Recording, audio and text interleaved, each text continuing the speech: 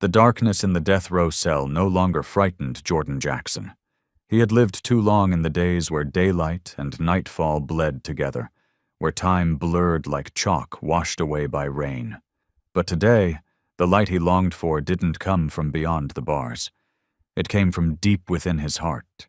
It was a silent wish that had waited patiently for 3 endless years to see Gizmo again, the only German shepherd who had ever loved him without condition.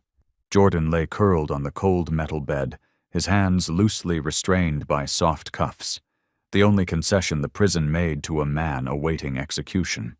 In that small room, where only the ceiling fan stirred the stale air, he closed his eyes, trying to coax sleep. But it didn't come. His mind was playing an old reel, a faded film of memories, all centered on Gizmo, warm and vivid in contrast to the chill of now.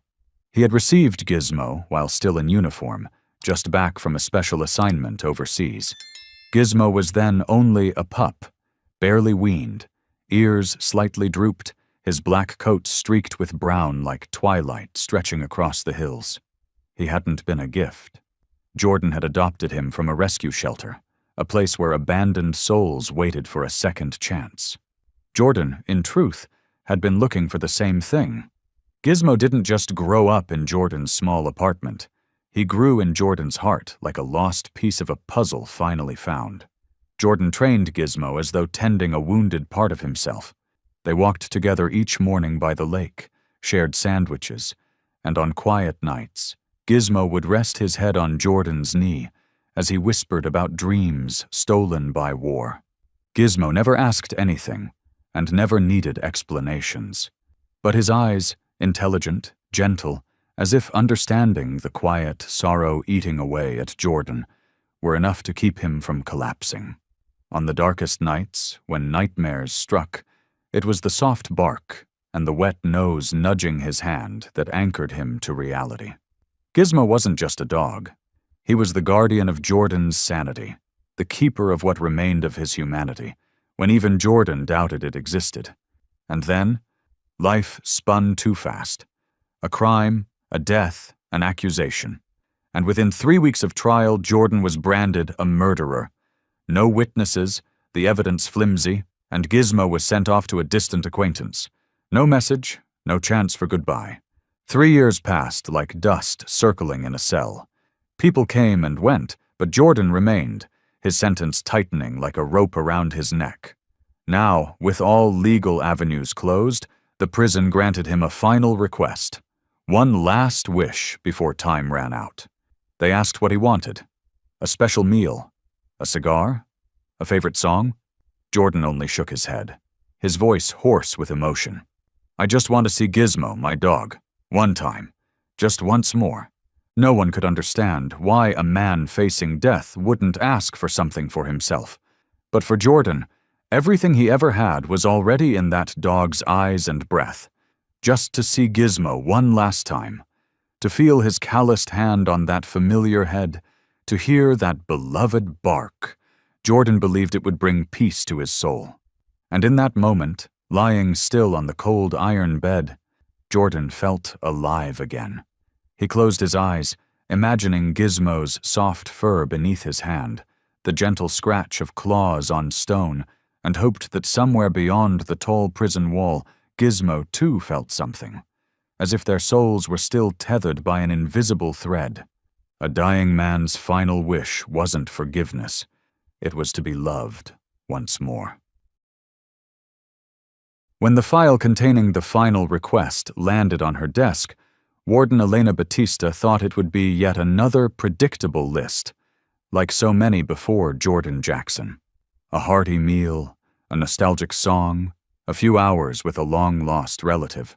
But no, she stopped at a single line, penned in a steady but heavy hand. I just want to see Gizmo, my German shepherd.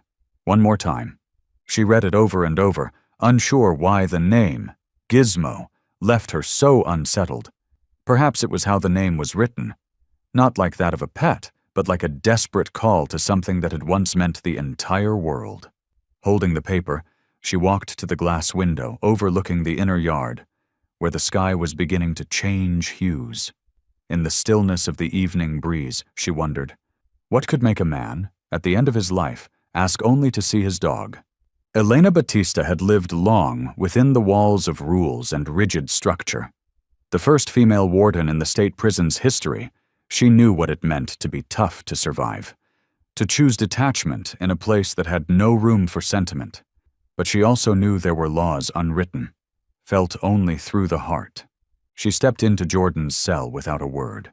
The frail man sat up at the sight of her, not with fear, but with a quiet endurance.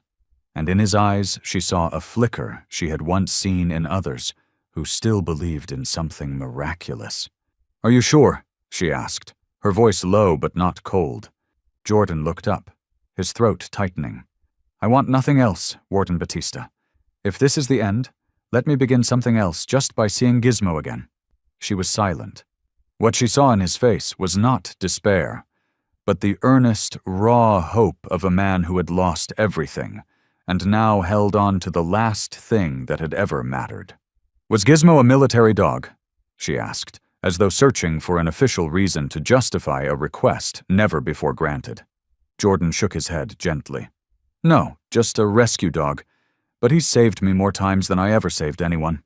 She turned and left, saying nothing more. But that night, she couldn't sleep. She pulled Jordan's file from the archive again. In the worn pages, she found the story of a once decorated soldier, swallowed by tragedy. She also found a blurry photo of Jordan on the steps of a small apartment, beside a German shepherd with intelligent eyes that seemed to guard his heart. Her instinct told her this wasn't a typical story. There was something between these two beings, a man with invisible wounds and a dog with a human gaze, that no file could capture. And if Gizmo was still alive somewhere out there, the only thing standing between them was her decision.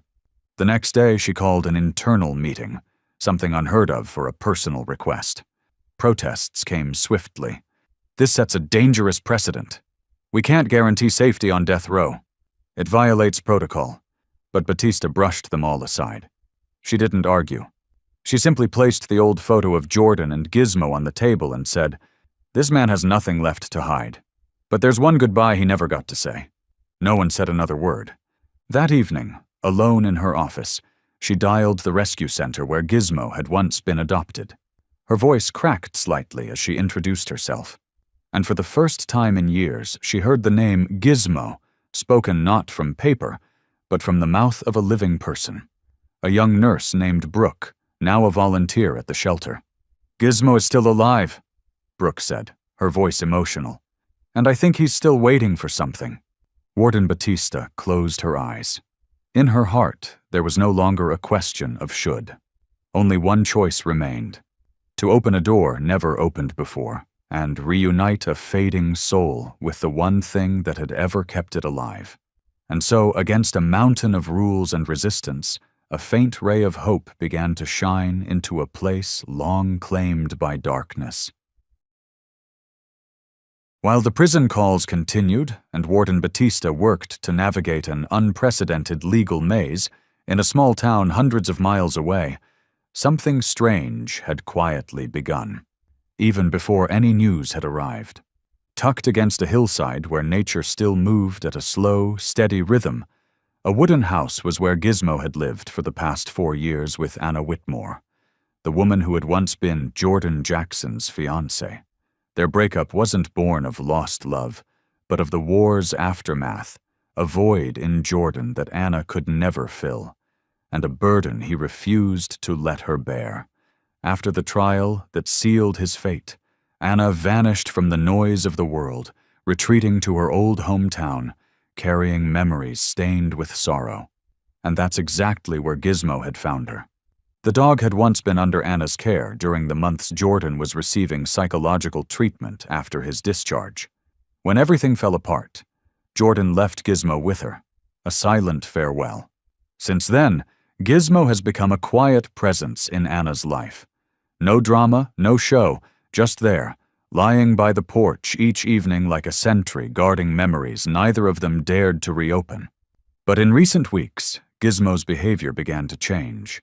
He no longer slept through the night, instead pacing restlessly by the window, ears perked, eyes fixed on some invisible point in the dark. Each time Anna stepped onto the porch, Gizmo rushed to the door, scratching lightly at the wood, as if urgently trying to say something. His brown eyes had grown deeper, more sorrowful, as if listening to a sound only he could hear, beyond the trees and the hills. Anna noticed that Gizmo began skipping meals, replacing them with long, drawn-out barks, not aggressive, but pleading. It was a cry for something distant and haunting, a call to a place in the mind that humans couldn't reach. At first, Anna thought it was just old age. Gizmo was now 11, and his body was beginning to slow. But her instincts said otherwise. Every time she looked into his eyes, she saw a longing that didn't belong to the present, but to a chapter left open in the past. A chapter with Jordan. A porch bathed in sunset where 3 used to sit together. A voice once whispered into Gizmo's ears, "We'll always be together, no matter what happens." Then, on a gray morning, the phone rang. On the other end was a woman's voice, warm yet cautious. "This is Batista, warden of the State Death Row facility. I'm calling regarding Jordan Jackson. He has requested to see Gizmo one last time before the execution." Time froze. Anna gripped the phone. And though Gizmo couldn't understand the words, he suddenly stopped barking and lifted his head. His ears twitched. His eyes blinked once, then locked onto Anna's, as if he had heard exactly what he'd been waiting for. Anna didn't know when the tears started. They weren't just for the news. They were for the way Gizmo looked at her, a look that confirmed this wasn't a coincidence. It was the truth, carved into his heart. No one had to teach a dog what death row was, but somehow this creature's heart had touched something humans would call a final calling. That afternoon, Anna packed a few essentials and slipped a worn photo into her coat pocket. The only one left of Jordan and Gizmo, taken one sunset long ago, back when everything was still a dream, untouched by loss. She called Gizmo's name, and the old dog rose instantly, no hesitation, no leash, no commands. He followed her to the car like he knew exactly what this trip was for. As the road ahead turned red with dust, Anna glanced at the rearview mirror from time to time. Gizmo sat upright, eyes fixed on the horizon, not watching the scenery, but facing the place that had called him back from the depth of memory. The journey didn't begin with a horn or a declaration. It began with one heart that waited, and another that remembered. From that moment, the memories that had slept between 2 humans and a loyal dog were slowly being awakened by the one force that never faded: love. As the first slivers of sunlight cut gently across the earth, Anna's car rolled silently out of the quiet town, leaving behind years of peaceful sorrow. Morning light spread thinly across the windshield, like a soft goodbye, while the hum of tires on the road played a steady rhythm for a journey that neither she nor Gizmo could name. But both hearts recognized. Gizmo sat quietly in the back seat. He didn't move, didn't urge. His gaze remained out the window. His deep brown eyes shimmered with the soft morning glow, carrying the stillness of a soul that had seen too much. Now and then, he let out a faint sound, not quite a whimper, not quite a bark. A soft exhale mixed with yearning, like a whisper from deep inside. It wasn't a cry, it was a calling, as if Gizmo was reminding Anna, this road, this moment, is where fate is leading us to close a circle left undone. Anna caught his eyes in the rearview mirror, and her heart clenched. She knew she hadn't been wrong to drive hundreds of miles for what seemed like a simple act, letting an old dog see the man who had once been his whole world. But only when she met Gizmo's eyes did she truly understand. This wasn't just a reunion.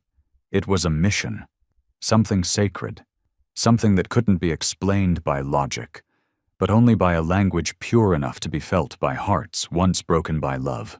That quiet moment brought back a story Jordan once told her, after returning from war. "One night, I was wounded, lying in a shallow ditch. I didn't know how much longer I'd last. Gizmo was the only one who came back. He bit my sleeve, dragged me inch by inch out of the fire zone, and then lay across me, blocking the wind for hours. I couldn't feel anything, except the warmth of his chest. At the time, Anna had only cried, but now she understood. Jordan hadn't survived because of Gizmo's strength.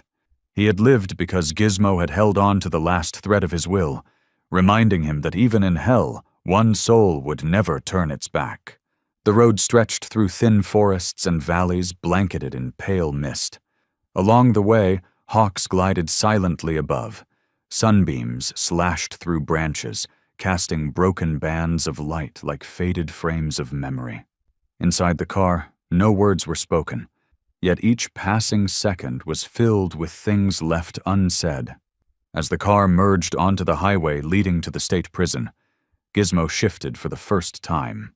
He placed his front paws on the back of the front seats, head nudging between Anna and the steering wheel. He took a deep breath and gently touched Anna's shoulder with his cold, wet nose, the same way he used to when Jordan had nightmares. Anna rested her hand on his head, stroking the fur now streaked with gray. "We're almost there, sweetheart. We're almost there." Her voice trembled, but was sure.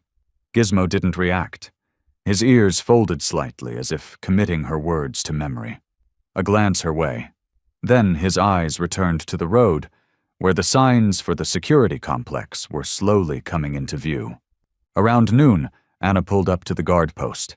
She rolled down the window, handing over her papers, and the letter sealed by Warden Batista. A young guard looked surprised at the sight of a middle-aged woman with a German shepherd in the back seat. But Gizmo's gaze made him pause, not from fear, but from a strange sense that this was no ordinary animal. He nodded, signaling the gates to open. As the wheels crossed the threshold of heavy iron gates, Anna realized something. Some moments don't need a rational reason. They just need a heart brave enough to believe in the extraordinary. And right now, the only being who could bring light to a man standing at the edge between life and death was an old dog, with a heart that had never changed. Gizmo turned his head, resting lightly against the seat. His eyes closed halfway, but his breathing was steady. However long the remaining road, he was ready, because what lay ahead wasn't death. It was the miracle of coming home. As the morning light spilled across the dew-laced road, Anna's pickup truck rolled to a stop before the towering iron gates of the state prison. The engine fell silent in a surreal moment where everything around them seemed to freeze. The sky felt too wide, and the space before the prison too still, filled only with the quiet, steady breath from behind the driver's seat. It was a deep sigh, low and rhythmic. Gizmo. The German shepherd sat still, posture solid, gaze fixed with an unwavering focus on the void ahead, on the massive 3-meter-high gate, locked and unmoving like a cold exclamation mark, dividing hope from the end. Anna leaned over, resting her hand on his back. "We've made it, Gizmo," she whispered, whether to reassure him or to soothe the tight fear in her chest. She wasn't sure. Gizmo glanced at her briefly, then turned back. His eyes were wide open, golden light flickering against the dark pupils, holding a sky full of memories buried deep. It was the look of someone who had once lost everything, now daring to believe it might return, no matter the outcome. A mechanical sound groaned into the silence, gears grinding, trembling the ground beneath them. The iron gate began to move. Slowly, massive bolts turned, and metal bars shifted, creating just enough space for a vehicle to pass through. Sunlight poured into the opening, but it didn't soften the tension choking the air in the truck. Anna drew a deep breath. She had spent the entire previous night on the phone with Warden Batista, pleading, explaining, weeping, just to earn the chance to be here this morning. But even now, she didn't know if the fragile miracle they hoped for would truly be allowed to happen. A guard stepped out from the checkpoint. Clad in a gray uniform, his expression was carved from the same stone as the prison walls behind him. In his hand was a clipboard, full of names and administrative orders, with no room for emotion. He approached the car and looked in. His eyes swept past Anna, then slowed as they met Gizmo's. The dog didn't bark, didn't move, just sat there, spine straight, eyes fixed on the gate behind the officer, as if sensing the one he needed was just beyond. In that world of confinement, a creature once labeled just an animal radiated a strength that made the man in front of him hesitate. The officer furrowed his brow slightly and glanced again at the clipboard. He paused. Slowly, like someone wrestling with the weight of rules against something stirring within. Finally, he looked at Anna, his voice softer now. "Gizmo, right?" Anna nodded, unable to speak. Her heart pounded. He stood in silence for a moment longer. Then, as if the decision had been made deep inside him after long resistance, he let out a breath and nodded. "All right, go ahead, but don't stop.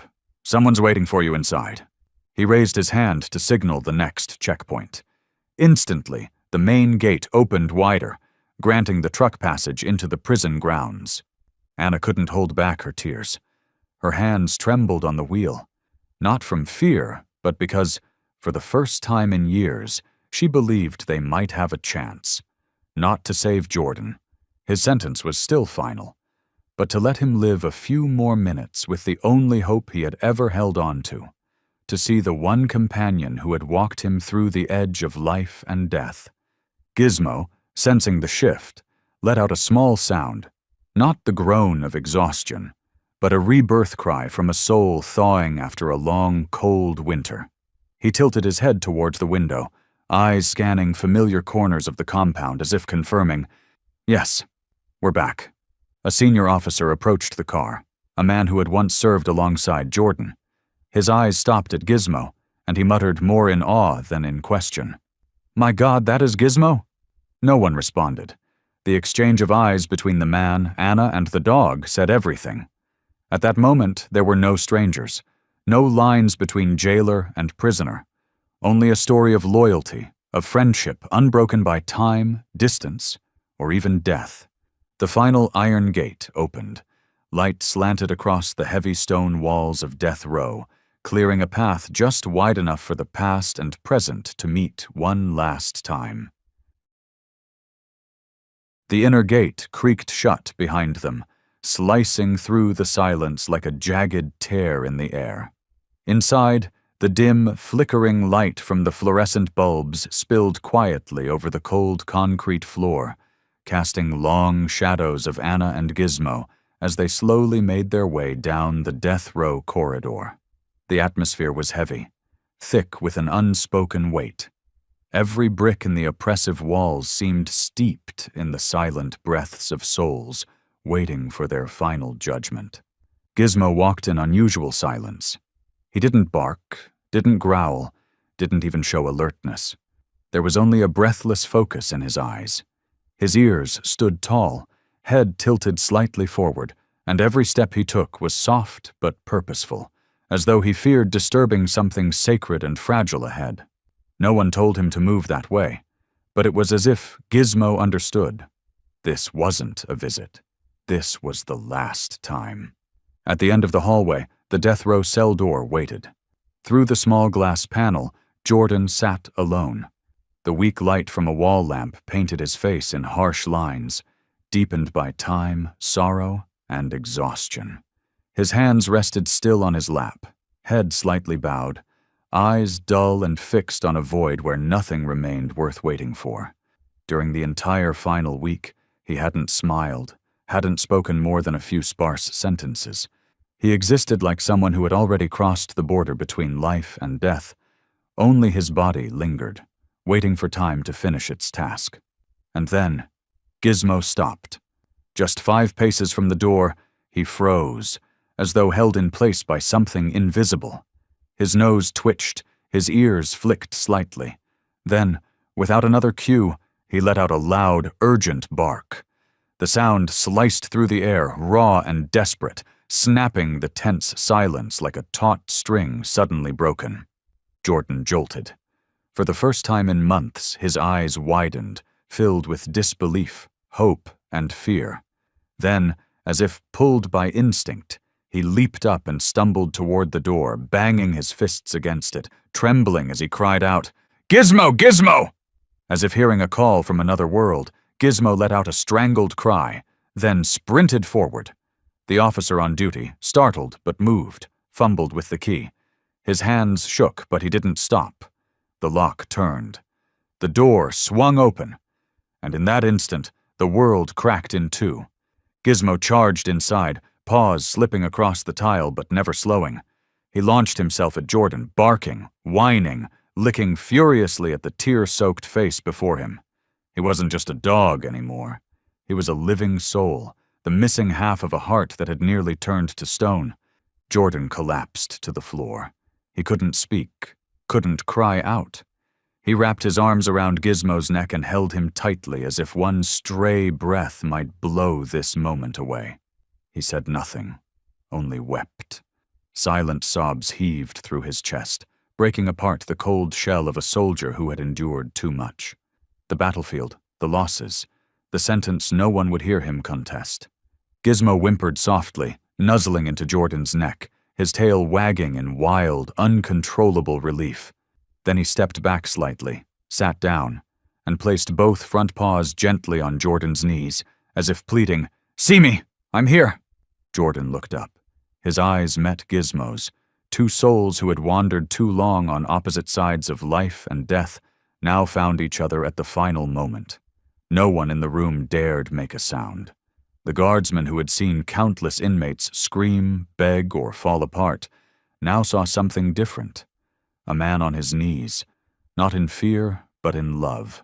And the one receiving that love wasn't a god, nor a family member, but a creature with a heart of pure, unshaken loyalty. A dog named Gizmo. Anna stood quietly at the threshold, clutching a small cloth in both trembling hands. Tears streamed down her face, unnoticed. At that moment she knew. Every choice she had regretted, everything she had once failed to do. It all came down to this one right decision, bringing Gizmo here, because some wounds in life cannot be undone, but they can be soothed, even if only for a few fleeting hours. Jordan buried his face into the warmth of the fur that had once been his salvation, whispering like a man in a dream, "I thought you'd forgotten me." But Gizmo, with every fiber of his body, with a soft whimper and breath that trembled like crying, answered in a language only the two of them could ever understand. "I never left." Time stood still in the small room as Jordan remained on the cold floor, his arms wrapped tightly around the familiar body that had once accompanied him through hell and back. Gizmo's head pressed into his chest, unmoving. His ash-gray coat was now dusted with silver, but his eyes, the same eyes that had carried Jordan through the chaos of war, still held that unwavering, unquestioning loyalty. Jordan gently patted Gizmo's side. It wasn't a command, just a gesture, a way to comfort himself. "I'm sorry," he whispered, voice raspy, each word scraping his throat like a blade. "I didn't come back for you sooner. I didn't get to explain. But today, at least, I get to see you one last time." Gizmo didn't need to understand every word. His heart, the keeper of a memory that lived beyond reason, felt each wave of emotion through Jordan's touch, every shaky breath, every silent tear. He let out a soft whimper, not from pain, but like a low note in a farewell song between two souls who had loved beyond the limits of language. Warden Batista stood behind the one-way glass. She had witnessed hundreds of goodbyes in her lifetime. Children saying farewell to condemned fathers, and mothers who would never embrace their sons again. But never had she seen a reunion as deeply affecting as this. Perhaps because it wasn't born of logic, nor tears, but from silence, from a look, from something as small as the way a dog pressed its head against its owner's chest, trying to burn that memory into its final breath. An officer beside her sighed, ready to interrupt, but Batista raised her hand, her eyes never leaving the scene. "We owe him a few minutes of peace," she said quietly, almost to herself. Jordan slid down, his back against the rough brick wall. Gizmo immediately settled beside him, laying his head gently on Jordan's thigh. "You always liked sitting like this." Jordan chuckled softly, a tremor in his voice. "Remember? Under the oak tree behind the training camp when we were just two strangers thrown into a war no one asked for." He stroked along Gizmo's spine, fingers trembling over small scars, each one carrying a memory. A near miss from an explosion. A jungle mission under enemy fire. One night they were ambushed while helping civilians flee. Those moments, once bitter, now shimmered like gems in a shared past only they understood. Then, Gizmo stood. He looked straight into Jordan's eyes and did something no one expected. He lifted a paw and placed it gently on Jordan's chest. It wasn't a trick. It wasn't a command. It was a pause, as if Gizmo himself was trying to stop time, saying, "Look at me one more time. Remember me, as I'll always remember you." Jordan broke down. No longer able to hold back, he wrapped both arms around Gizmo, burying his face into the shaggy fur. "You'll carry a piece of my heart wherever you go. No matter where I end up, you'll have it, Gizmo." His sobs weren't loud. They were deep, slow, soaked into Gizmo's fur like quiet rain.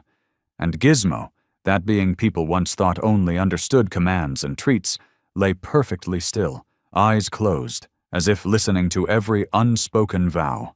Anna stood behind them, arms clutched to her chest, trembling. She had once loved Jordan with her whole heart, but today she realized another kind of love, between man and dog, could be just as sacred. She stepped closer, knelt beside Jordan and placed a hand on his shoulder. "I'll take care of Gizmo," she said softly. "I promise." Jordan looked up, eyes red and swollen, but filled with light. "Don't let him be alone. Give him a reason to keep living." Anna nodded. She turned to Gizmo, placed her hand on his head, and whispered, "He'll always be right here." She pressed her hand to her chest. Batista finally spoke. "Time's up." But her voice was no longer stern. She didn't raise it. She said it gently, as if trying not to break the final notes of a love song ending in silence. Jordan sat up straight and wiped his face with the back of his hand. "Go now, Gizmo. Live the life I couldn't. Run, bark, guard someone the way you guarded me, but don't look back. I want your last memory of me. To be this smile." Gizmo didn't move. He refused to turn.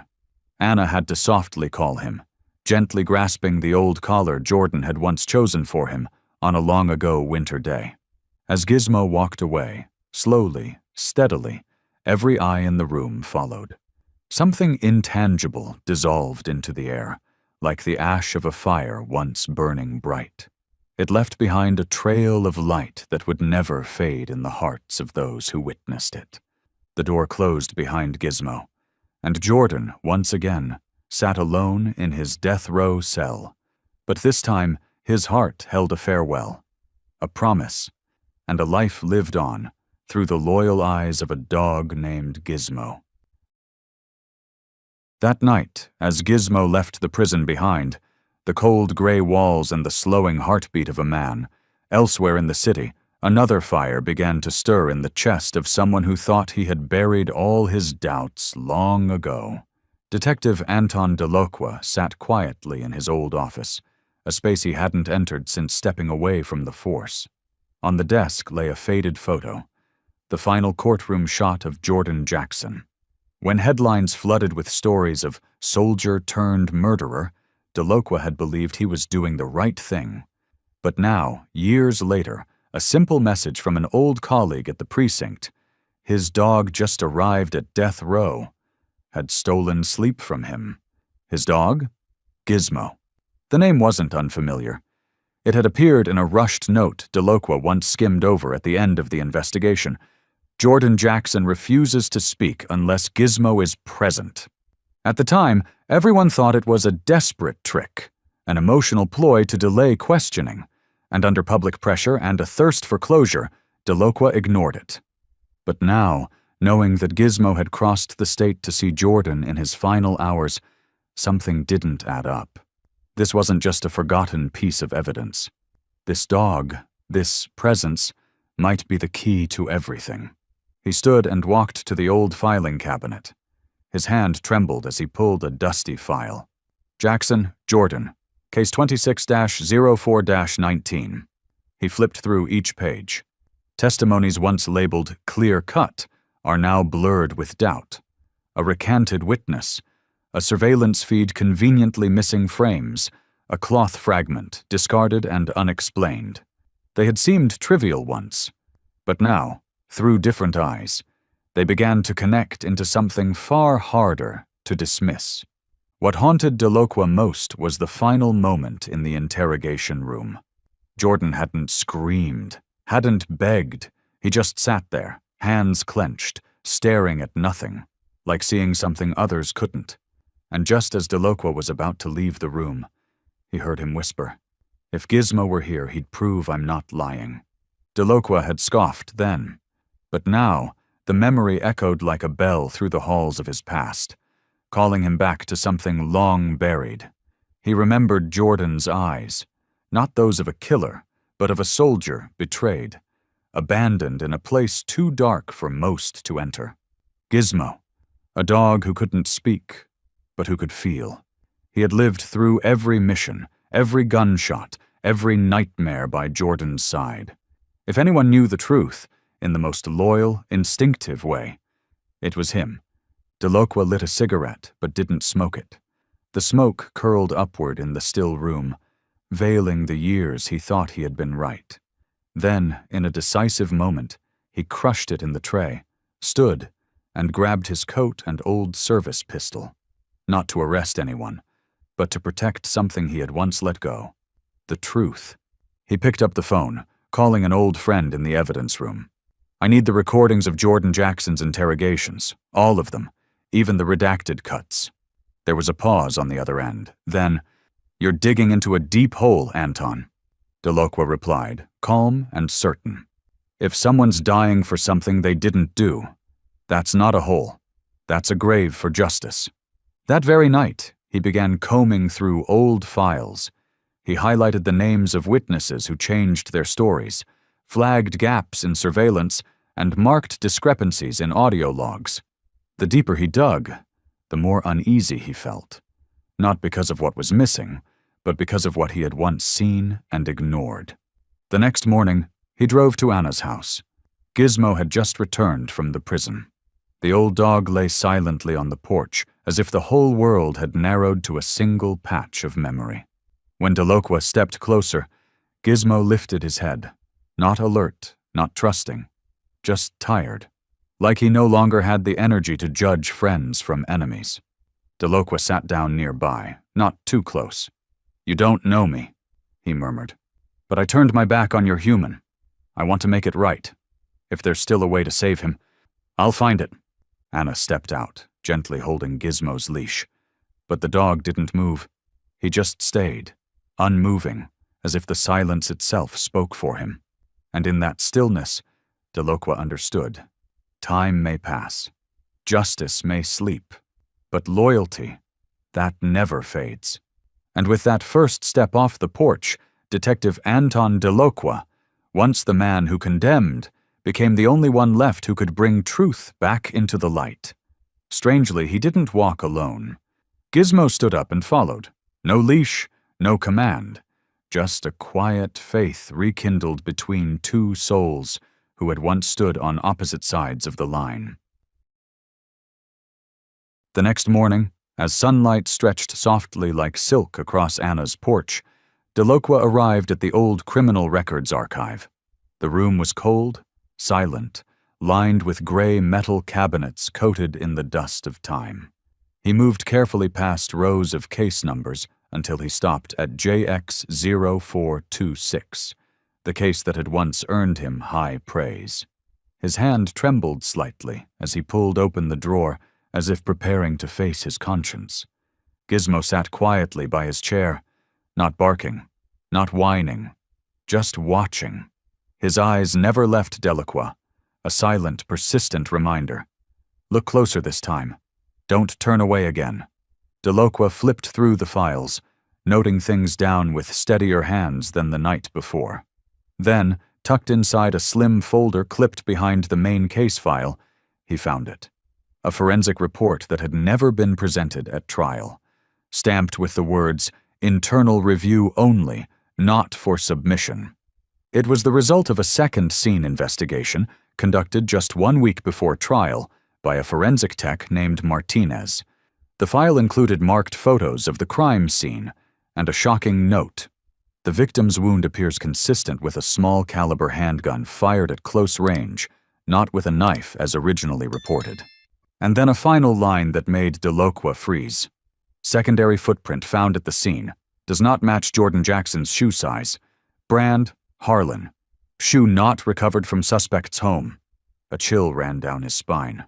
The entire case rested on the assumption that Jordan had stabbed the victim during a personal dispute. No witnesses, no full video footage, just a supposed indirect confession and a few circumstantial details. But if the wound had come from a gun, if another set of prints was present, the whole narrative collapsed in a few sentences. He pulled out his phone and called Anna. "I need to speak with Martinez. Any information she has. I need to know why this report never made it into the official file." Gizmo shifted, stepping toward the desk and nudging at a stack of photos. Whether by accident or instinct, the image that surfaced was of the bloodied handkerchief once labeled as the murder weapon. Though oddly, no knife had ever been recovered at the scene. At the time, police had stated they were confident the weapon had been disposed of, but in truth, it had never been found. Just a theory, and from that theory, a man's life had been stamped with death. Delacroix tapped the desk, thoughts racing. He remembered pressing Jordan during the interrogation, denying him legal counsel, refusing to let him see Gizmo. Everything had moved at the pace of a hurried verdict. They'd wanted to close a big case fast. Back then, they'd called Delacroix decisive. Now he felt like a blind executioner. He reopened an external drive where non-essential audio segments had been archived, clips edited out of the official recordings. One short file, under 30 seconds long, played Jordan's faint voice. "I didn't have a gun. I didn't kill anyone. Gizmo was there. He knows." Then another voice, cold and clinical. "Cut the feed. This part won't be used." Delacroix's heart clenched. Gizmo had been there. The dog had been present at the scene. But the case files made no mention of it. No one had cared to ask, to observe, to even consider what he might have known. His scenting, his reactions to blood, strangers, gunfire. No one wanted a dog interfering with a clean conviction. He looked down. Gizmo stared back, calm, watchful, with eyes like a memory never spoken aloud. Somewhere deep in that animal's mind, perhaps he remembered the gunshot, the smell of the real killer, and the helplessness of being locked away while Jordan was dragged off into the darkness. Delacroix clenched the file. There was no doubt now. Someone had buried the truth. Maybe a superior. Maybe an impatient prosecutor. Maybe the whole system. Too proud to admit it could be wrong. But with only days left before Jordan's execution, Delacroix refused to stay silent. He called Warden Batista, voice steady and firm. "I need more time. There's new evidence. Enough to request a stay of execution. I'll present it to the full review board if I have to." On the other end, Batista was silent for a moment. Then, "I never fully believed he was guilty, but you'd better move fast. They've already set the date." When the call ended, Delacroix stood up. Gizmo rose with him, not by command, but in sync. And in that shared step forward, they were no longer investigator and dog. They were two souls bearing the same burden: to reclaim justice for a soldier, a friend, and a heart that had never stopped loving. As the quiet afternoon sun filtered through the window of the small house where Anna was staying, the air, though seemingly calm, carried a restless undercurrent. Since the tearful reunion between Jordan and Gizmo, Anna hadn't been able to sleep. The look in Jordan's eyes as he held his dog, like a man cradling the last piece of his soul, haunted her. She sat in an old rocking chair, phone to her ear, trying to stay composed while speaking to a former legal aid colleague, a lawyer she knew from her volunteer teaching days. But the words in their conversation, the hard edges of legal clauses, felt powerless against the gut-deep sense that something vital had been buried far too long. And then, Gizmo moved. Since returning from the prison, he'd been unusually quiet. No more morning zoomies, no more racing through the house. He just sat by the door, eyes scanning the distance, waiting for something only he could sense. But that afternoon, as Anna spoke urgently into the phone, Gizmo suddenly bolted upright. No whimpering, no tail wagging. He didn't even look to Anna for attention. He went straight to an old wooden cabinet in the corner of the room, one no one had touched in years. His nails tapped frantically on the wooden floor. Then he barked, short, urgent bursts. Not loud, not aggressive, but full of insistence. Anna jerked her head toward him, the phone still in hand, half hearing her lawyer talk about clemency appeals. But all her focus was now locked on Gizmo. He kept barking, then crouched, pushing his nose against the base of the cabinet. He didn't stop, as if he was certain something important was hidden there, something long forgotten. Anna slowly set the phone down and stepped toward him. Her instincts flared awake. She knelt and gently pushed the cabinet aside. A thin layer of dust rose like fog, and the smell of old wood creaked into the room. Beneath the cabinet, lying still under years of dust, was a small folded object. Gizmo let out a low whine now, no longer barking, his eyes fixed on the thing like he was trying to speak. It was a handkerchief. Not store-bought, but hand-stitched. The edges are carefully sewn. In the bottom right corner, embroidered in now-faded gold thread, the letter L. Anna's hand trembled as she picked it up. She unfolded it and gasped. There was dried blood, brown with age. But more than that, a single strand of gold thread snagged in a crease. She knew this piece. She had stitched that initial herself, a gift for Jordan on his birthday years ago, right before he was promoted in the unit. It was his handkerchief. No question. And she remembered clearly. On the day Jordan was arrested, in the chaos and confusion, this handkerchief was never mentioned. Not in the evidence logs, not in court documents, not in any of the files she had read. But now, here it was, with blood on it. If it was the victim's blood, why had it ended up here, in her house? And why had it never been included in the case? Gizmo sat beside her now, whimpering softly, his gaze locked on the cloth as if trying to explain something words never could. Anna knelt beside him, wrapping her arms around the dog. She could feel his breath quicken, the tension, the urgency, the bond. Gizmo hadn't forgotten, and his unwavering loyalty had brought them to this clue. She understood immediately. This wasn't just a sentimental object. It was evidence that had never seen daylight. She rose to her feet, hand still gripping the handkerchief. Her eyes were no longer filled with tears, but with something clearer. Determination. Resolve. She knew what she had to do, and she knew the road ahead would be anything but easy. But she also knew she was no longer alone. She had Gizmo. More than a companion. He was memory incarnate, a silent witness.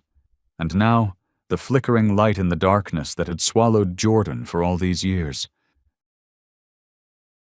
The moment the dried streaks of blood on the handkerchief caught the soft afternoon light, Anna no longer had any doubts. It was a tiny fragment of a much larger memory, a piece of evidence that could not only change Jordan's fate, but also answer the silent message Gizmo had been trying to deliver for years through his unwavering gaze. She didn't waste another second. Tucking the handkerchief into her coat pocket, she snatched her phone with trembling but determined hands and dialed Delacroix. The line barely connected when Anna exhaled everything in one breath. "I've found something that should have come to light years ago." Detective Delacroix, though retired, had a mind as sharp as ever. For a split second, he froze. Then he knew. He couldn't stand on the sidelines any longer. They had just over 2 hours. In that narrow window, everything was either possible or lost forever. The gears of action turned fast and silent. Delacroix canceled all appointments, jumped into his car, and drove across the city like a man racing to rewrite a fatal mistake. He asked Anna to photograph the handkerchief and bloodstain and email them immediately. While she did that, he reached out to an old forensic colleague, one of the few he trusted not to be swayed by pressure. Meanwhile, Anna raced to the nearest print shop to duplicate every file she had, every document from the earliest days of Jordan's arrest. Each sheet now felt charged with urgency, as if time itself were tightening its grip around every breath they took. All this time, Gizmo never left her side. The dog moved like a silent shadow, eyes always on her, matching every acceleration of her heart. He couldn't understand human language, but his instincts had been awakened the moment the handkerchief was found. Each time Anna paused, Gizmo would gently nudge her hand with his nose, a silent urge. Don't stop. Time won't wait. When Anna sat at the printer, eyes locked on her phone screen waiting for the upload to complete, Gizmo sat beneath her feet, tail slowly wagging, eyes fixed on her face with quiet hope. Back at the state prison, in the wide but silent office of Warden Batista, the desk phone rang with a sharp, decisive tone. She answered. Delaqua's voice came through, straight to the point. Within 10 minutes, she had received the email. Attached were the photographs and a concise report from the forensic expert. The blood on the handkerchief did not match Jordan's DNA. The gold thread matched previous case data. The victim had no embroidered belongings, proving the handkerchief belonged to Jordan and had somehow ended up at the crime scene without being listed in any court file. Batista stood from her desk, heart pounding. In her years on the job, she'd witnessed dozens of final hours, heard countless last pleas and too many too late tears, but never had she felt this pull, as if something was guiding her past the edge of protocol. She couldn't overturn a sentence, but she could do one thing: halt the process, report the findings to the state court, and hold off execution until a formal review could be initiated. At that moment, Jordan sat in his cell at the end of the death row corridor, eyes closed, arms folded across his chest, clinging to the final warmth of Gizmo's embrace. He had no idea the world was moving on his behalf. He didn't know that the quiet steps of a loyal dog, a woman who never gave up, and a detective once blind with pride were now fighting to rewrite his ending. Back in Anna's car, Gizmo jumped into the back seat without being called. His posture was calm, but his eyes were sharp. The wind streamed through the cracked window, stirring the fur on his neck. Anna didn't speak, just met his gaze in the rearview mirror. In that brief moment she saw it, not a pet, but the soul of a warrior. Not human, but a dog carrying them to a point of no return. 2 hours were running out. But for those who had lived in silence for years, every passing minute now held the chance for truth to speak. And the first to hear its whisper was Gizmo, the one who never looked away from the friend he chose to love to the very end. From Warden Batista's office, the fading afternoon light filtered through the thin glass, spilling across the prison yard like a soft farewell. The room was silent, save for the ticking of the wall clock, each second tapping like a cold reminder that time was still marching toward a predetermined end. Then the phone rang, loud, clear, and startling. Batista reached for it, one hand still gripping the file just delivered by Anna and Delacroix. Her eyes scanned the bold letters confirming evidence that had never surfaced during Jordan Jackson's original trial. The voice on the other end belonged to the clerk from the state court. Crisp. Director. The judge has conducted a preliminary review of the materials.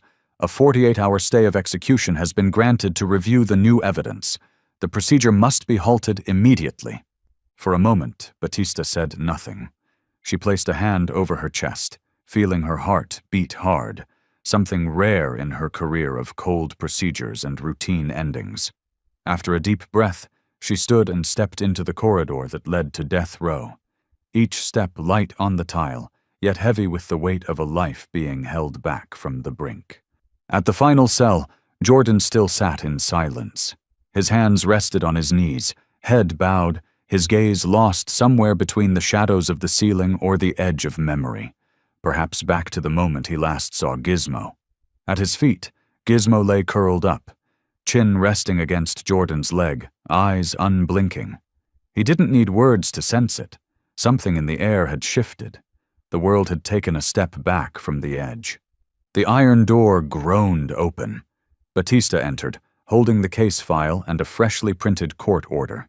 She didn't explain. She didn't need to. She simply laid the paper on the cold metal table in front of Jordan and looked him in the eyes.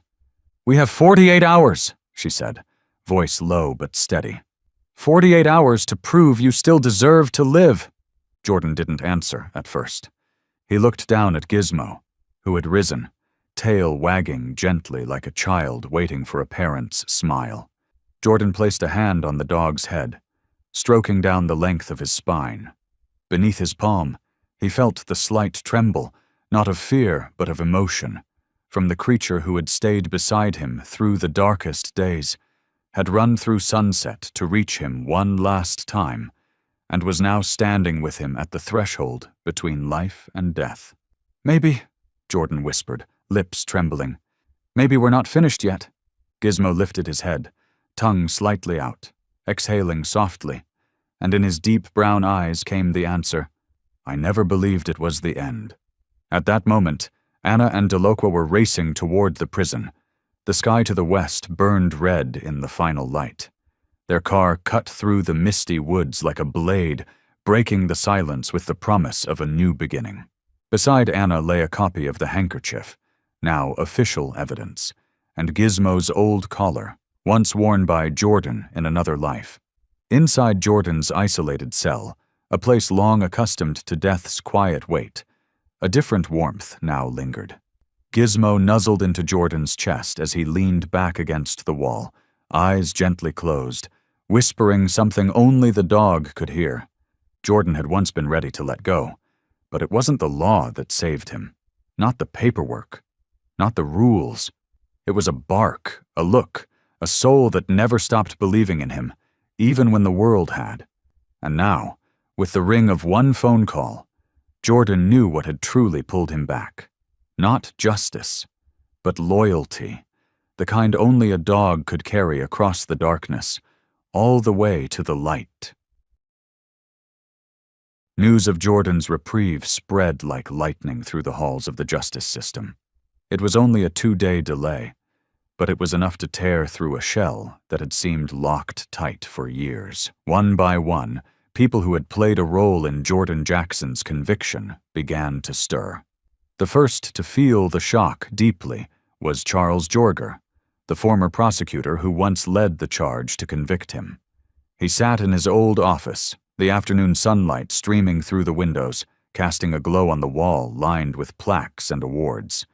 In his hands was a crumpled fax, the words bold and clear, "Overlooked forensic evidence," and "New material trace found by Gizmo, a German Shepherd dog." That name, Gizmo! Jorger clenched the paper, eyes heavy not from the ink, but from memory. He recalled that early morning of the trial, when Jordan, in a gray prison jumpsuit and with blazing eyes, declared his innocence. Back then, no one on the legal team had paid it any mind, but now everything was resurfacing, not through words, but through the silent actions of a creature incapable of deceit, a dog that had once been dismissed as irrelevant. Inside the prison, Warden Batista was meeting with Anna, Delacqua, and a human rights attorney. They sat around a small conference table where a pile of newly uncovered documents lay, photocopies of forensic reports that were never presented in court, images of footprints that didn't match, and most significantly, a blood-stained handkerchief found by Gizmo in an old storage room. Each piece, it seemed, pointed in one direction, not to Jordan as the killer, but as the victim of a deliberately buried chain of errors. When the door opened, Charles Jorger walked in. The same dark suit, the neatly combed silver hair, but something in his posture made the room fall silent. The pride in his step was gone. All that remained was a careful tread, like a man entering a battlefield he no longer controlled. Gizmo stood up. He didn't bark. He just looked at him. Calm, knowing eyes that seemed to peer into the past of the man who had once condemned his master. Jorger sat down, pulling out his folder. "I need to see everything you've got," he said, voice low and rough. It wasn't a power demand. It was a quiet request from someone just awakened from a long sleep. Anna opened the forensics file. Delocqua handed over a note he had transcribed from old case files. Batista slid a USB drive containing digital evidence toward him. Everyone waited. At that moment, Gizmo padded silently over and sat at Jordan's feet like a sentry never off duty. The light from the window caught the fur on his back, drawing every eye, not to the files, but to the deep, unblinking gaze of a dog who had never stopped believing in the one he loved. Jorger turned each page slowly, scanning every line. Sweat dotted his brow. When he reached the part about the key piece of evidence, the handkerchief with DNA that didn't match Jordan's, found solely due to Gizmo's instinct, he put his pen down and looked at Jordan. "You're telling me a dog led you to evidence that could overturn a death sentence?" Anna didn't hesitate. "We're not saying that. The dog did that." Delocqua jumped in, his voice firmer than ever. "You know damn well this forensics report was never submitted. The prosecution team excluded it. Somehow it vanished before the trial even began." Jorger said nothing. Gizmo let out a low growl, not threatening, but like an alarm. A reminder. A voice from a place without voices. Warden Batista broke the silence. "I don't have the authority to overturn a conviction, but I can recommend an emergency hearing before a federal judge, and I need you, Mr. Jorger, to decide whose side you're on this time." Jorger looked at Gizmo, then at Jordan. The prisoner remained still, his hand gently resting on the dog's back like a quiet prayer. No accusations, no anger, just the exhaustion of someone who had waited too long for something. Jorger gave a slight nod, as if loosening an invisible rope that had been choking him for years. "I'll cooperate. I'll testify if needed." Then, turning to Gizmo, he whispered, "You did what the whole system forgot. You kept your promise to your person." At that moment, no one said anything more. But everyone knew.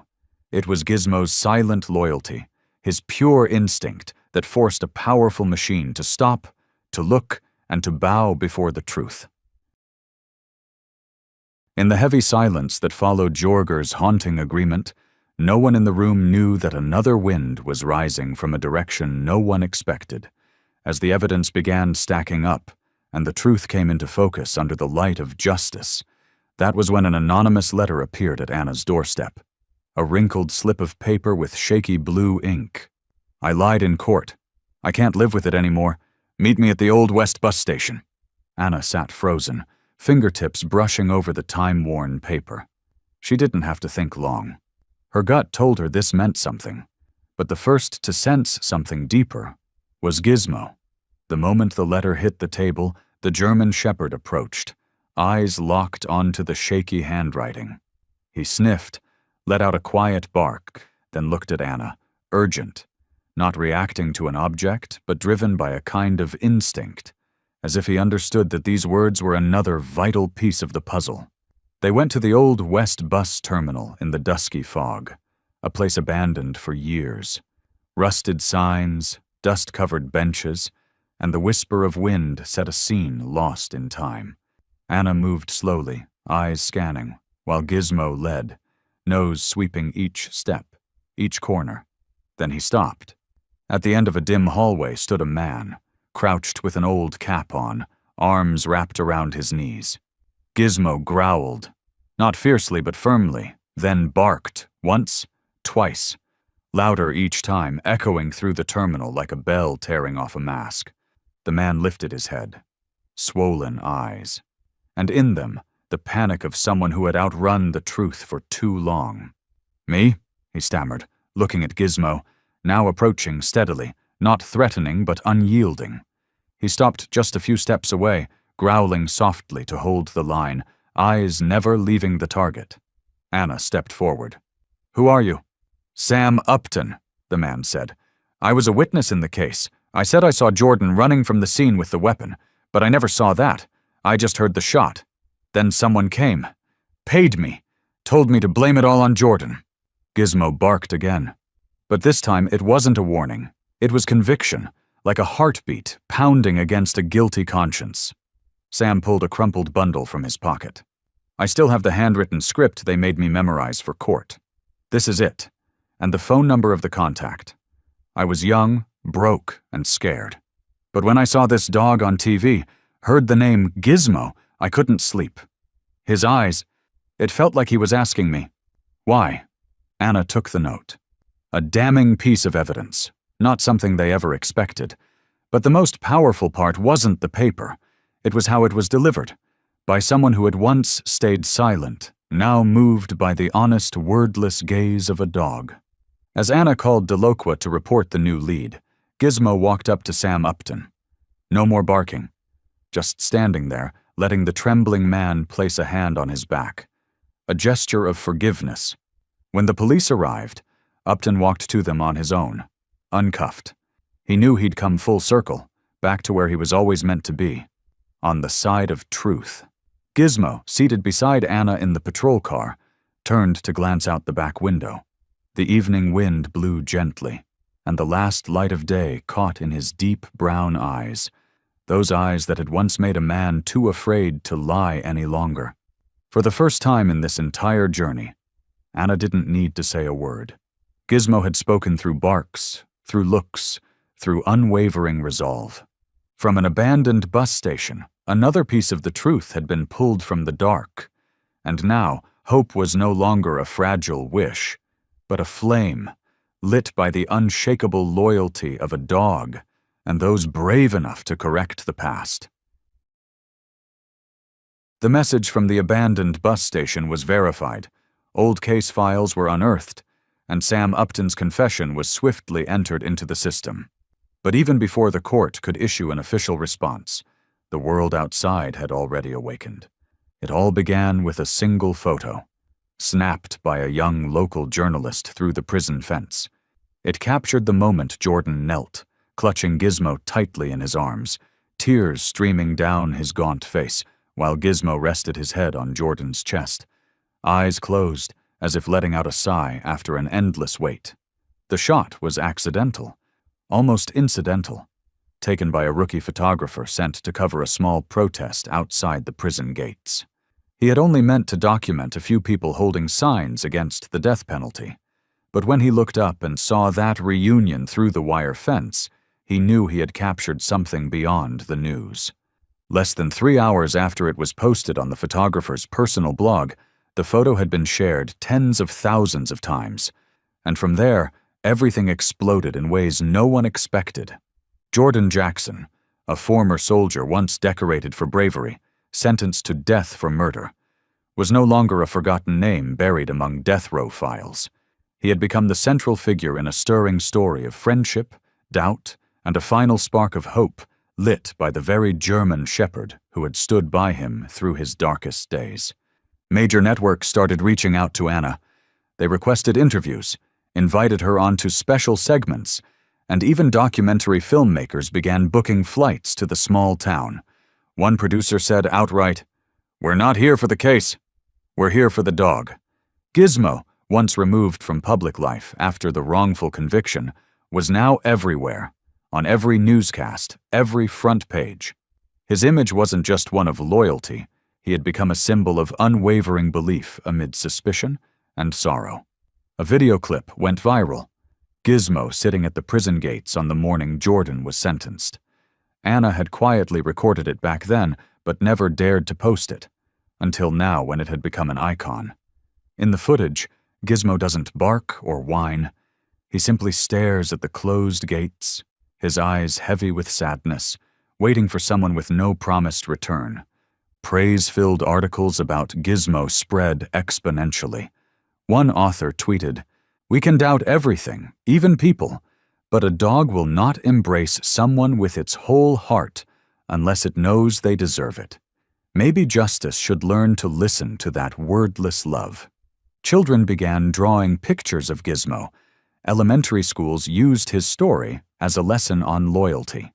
A bakery in Brooklyn even launched a dog biscuit called Gizmo's Loyalty. Public opinion split deeply.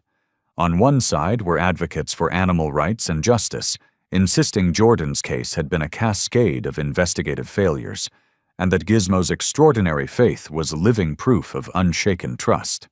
On the other were skeptics, who claimed the media was being too sentimental, saying, "A dog can't prove innocence," and that the justice system must not be swayed by public emotion. But the more they argued, the more attention turned to long-ignored facts: the unmatched blood traces, the buried forensic report, and now the indirect confession from Sam Upton. And each time someone challenged the narrative, the public answered with a simple question: then why did the dog wait this long to react? What is it sensing that we haven't? Meanwhile, inside the prison, Jordan still had no internet access. But he knew. He felt the shift in the way guards moved around him, in the nods of respect from faces that once refused to meet his eyes. A young recruit quietly approached as he served Jordan's meal, whispering, "They're writing about you out there. They believe in Gizmo." Jordan merely smiled faintly, eyes drifting toward Gizmo curled up at his feet, head resting on his front paws like a soldier at ease after duty. In that room, there were no tweets, no news bulletins, but there was a growing, quiet belief. And somehow, the one who didn't speak, didn't argue, was achieving what hundreds of lawyers, investigators, and prosecutors had failed to do: touching the heart of a nation. As public pressure refused to die down, a new line of investigation quietly emerged, like a forgotten thread slowly revealing itself under the light. After the media firestorm, Delocqua, wearing a worn coat and eyes no longer drowsy, returned to his old office in silence. He was no longer the case officer assigned from above. This time he acted for one reason only: the truth. File by file, he sifted through old evidence. One name reappeared: Walton Green, once just a shadow in the testimony of a minor witness, now stood out starkly.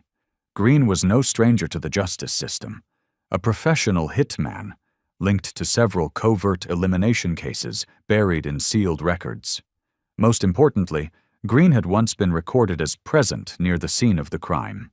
But for reasons still unclear, his name was never officially introduced in Jordan Jackson's trial. Delocqua didn't believe in coincidence. He began hunting for historical GPS data from a phone confiscated during one of Green's prior arrests.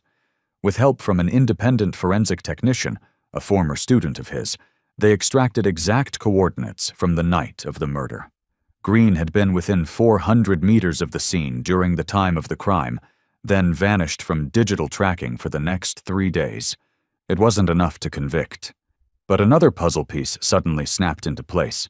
In a nearly casual conversation, Anna recalled how, months ago, Gizmo had reacted violently to a stranger while she walked him through town. A man in a leather jacket, cold eyes, merely passed by, but Gizmo barked himself hoarse and strained at his leash like he was ready to attack. Back then, she assumed it was another animal's scent. But when shown an old photo of Green from the file, Anna couldn't deny it. That was the man. To test it, Delocqua played a low-volume clip of Green's voice, an old recording from a threatening phone call. Gizmo, lying beneath Jordan, suddenly sprang to his feet, ears up, growling, eyes locked on the speaker as if confronting an enemy. When the name Green was said aloud, Gizmo barked, short, sharp bursts, unlike anything before. Jordan gripped the leash, unable to stop the tremble in his hand. "You believe it?" Anna asked quietly. He remembers the voice. He's never forgotten who threatened the one he loves. This reaction wasn't admissible in court, but it was a mirror reflecting the heart of the case. A dog can't testify, but it can sense with instincts honed to save lives in war. And now, those instincts were blazing a trail back to buried justice. Delocqua dug into Green's bank records. An unusual transaction appeared. 2 days before the murder, a large sum was transferred from a shadowy law firm once tied to prosecutor Jurger. It wasn't solid proof of a hired hit, but the web of connections was tightening. Jordan's case may have been orchestrated like a chessboard, with him as the pawn in a much darker game. Delocqua scheduled a private meeting with Warden Batista, laying out every detail: GPS mapping, Gizmo's reaction, and the financial trail. Batista listened, eyes never leaving the photo on her desk, a worn image of Jordan and Gizmo reuniting. Something hardened in her expression. When Delocqua finished, she simply said, "I can't pass judgment, but I can give them more time to prove everything." At that moment, Gizmo became more than a symbol. He was living memory, a silent witness to a story people once believed was closed. And through his unwavering loyalty, the curtain was beginning to lift, revealing the true puppet master hiding in the dark. When Walton Green was finally taken into custody, the entire system seemed to hold its breath in silence. By then, dusk had settled over the pale rooftops of Riverside State Prison. The last rays of sunlight pierced through the barred windows, casting a faint golden smear along the prison corridor. But inside the hearts of Anna, Jordan, and Warden Batista, none of that beauty registered. They were waiting for something far greater: the truth, and perhaps their final chance at justice. Green, the shadowy figure from the depths of Jordan's case file, was no amateur.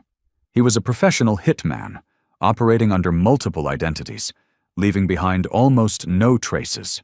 What allowed Delocqua to track him down wasn't cutting-edge investigation technology, but faith in the instincts of a dog, something he once dismissed as emotional guesswork, but now recognized as the key that had unlocked a door sealed shut for 7 years.